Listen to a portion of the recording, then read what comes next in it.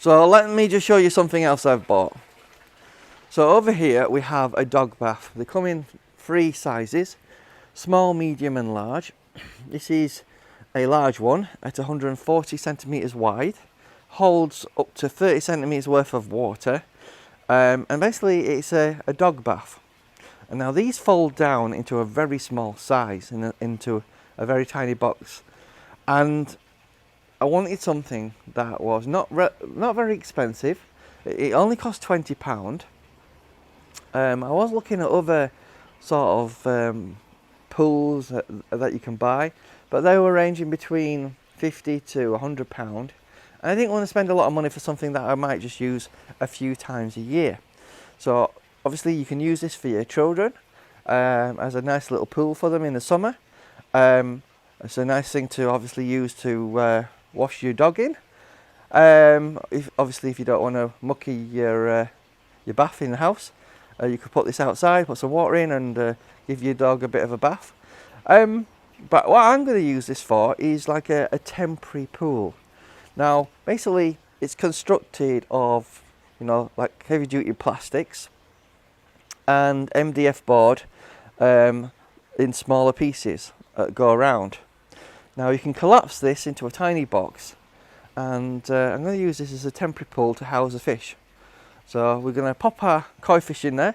Also, we'll be able to get a good look at our koi fish as well.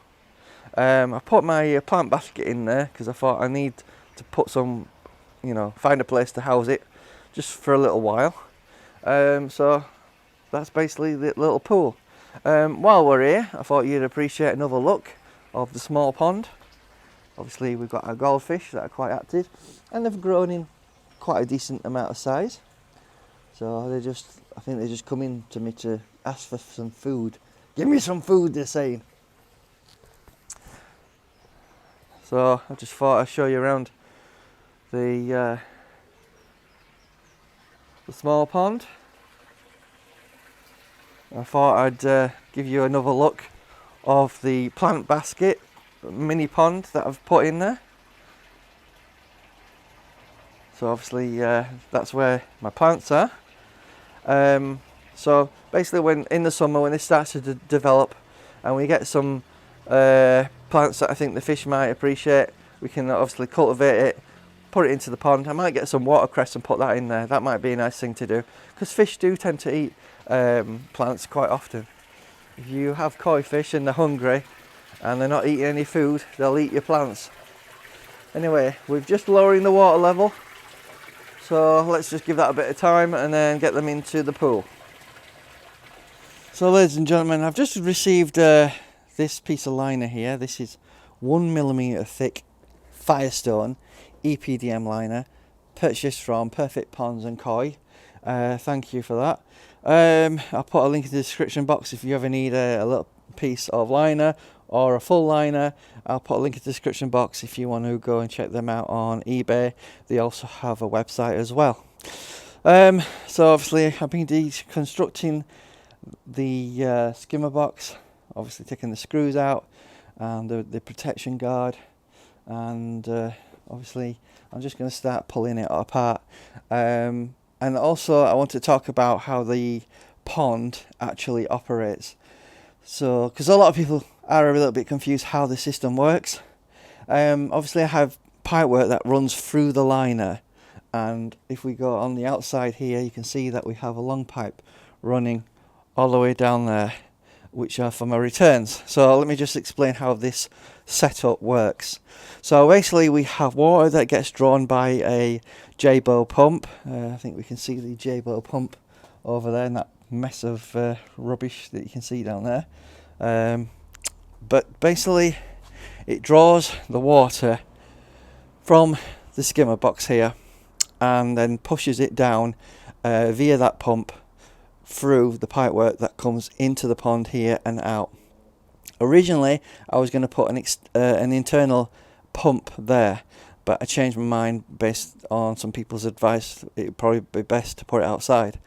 So basically the water gets pushed through that pipework there, along and out to another piece of pipework that runs around the back, and then we've got 2 returns, one return there and one return there. However, there is the potential for leaks, and obviously I'll just show you how the liner is peeling off. Silicone. So here, if I just peel this back, look, it just peels off the liner. Look at that. And that's not a good sign. So obviously you can see that the HA6 silicone is not the greatest in the world. So I'm just going to drop the level a bit more. I'm going to get my fish out, and we'll see. I'll show you the fish in the other pool in a minute. So ladies and gentlemen, I thought I'd just show you the fish if I can. They seem to be hiding a lot.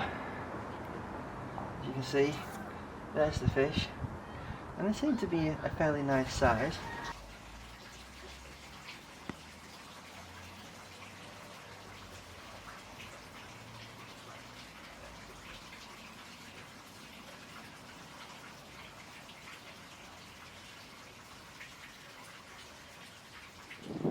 Right guys, I've just discovered something that's quite sad. I'm really disappointed. I found this morning. I should have really put something over the top, because obviously he's jumped out at some point,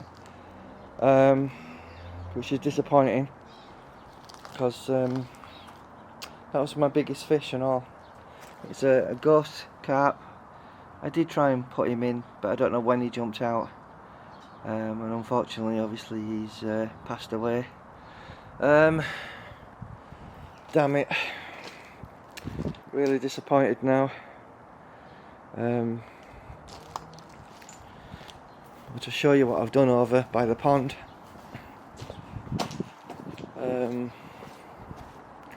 we had a lot of rain last night.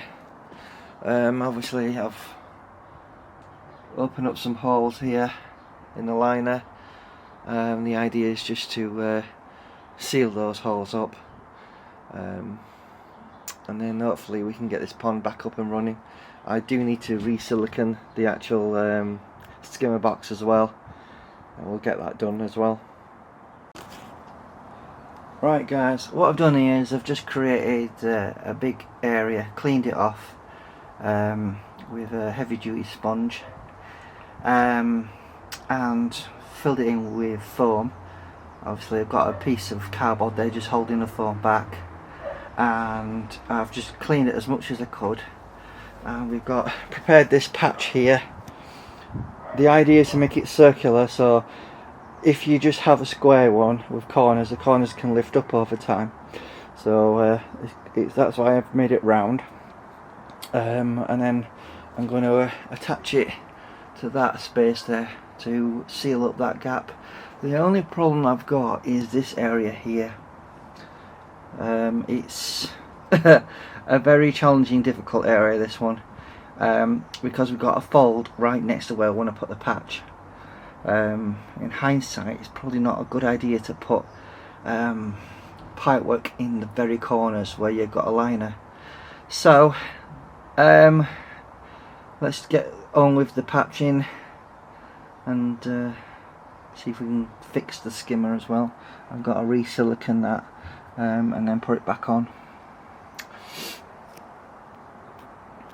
Right, I'm just roughening this up a little bit with this rough sponge that I've got, just to roughen the back side of it, so it should adhere easier onto the liner. I've also cleaned the liner with this as well, so this should be a good bond on this piece.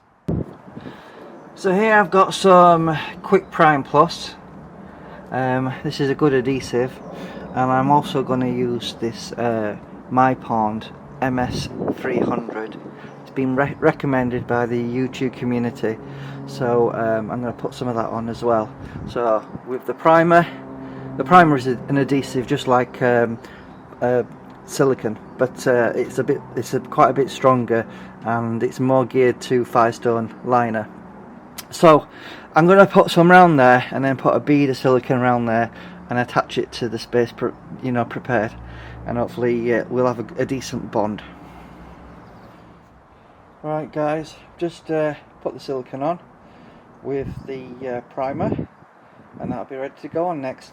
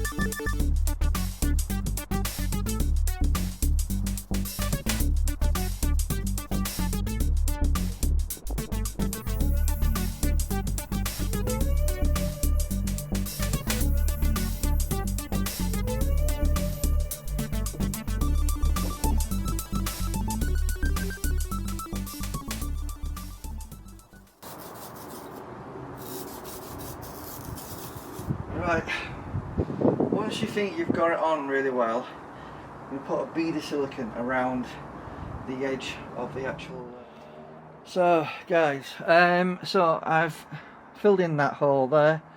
It was a challenge given that the liner is folded in that spot, so I've just overloaded it with a ton of silicone on top, rolled it out with a roller. I've got this cheap roller, good idea to use a roller. Done that area as well, and I've started to disassemble the skimmer box.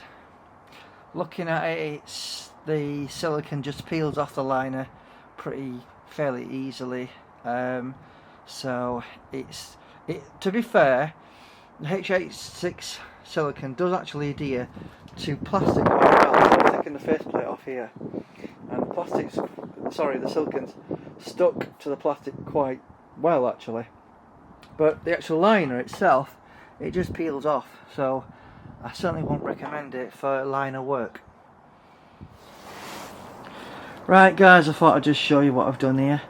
So I've re-siliconed the actual skimmer box, as you can see there. Hopefully that'll seal any sort of leak, and got rid of that protruding pipe that came out. Put a patch there and patch there, and hopefully it'll be nice and sealed up.